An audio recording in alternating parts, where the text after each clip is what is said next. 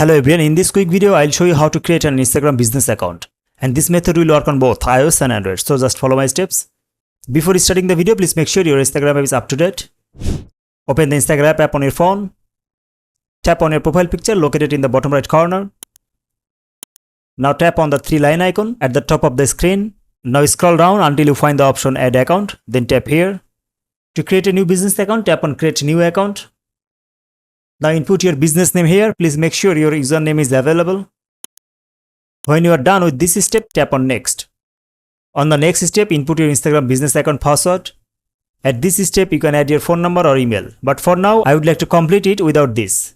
So tap on Complete Sign Up and wait a few seconds to complete the registration process. Next, tap on Continue. Tap Skip at this point and tap Skip again. And again, tap on Skip. At this point, you can follow some people or just tap on this arrow icon. Yeah, we just created an Instagram business account. If you found this video helpful, then don't forget to subscribe to this channel and hit the like button. I will see you in the next video soon. Until then, take care. Bye.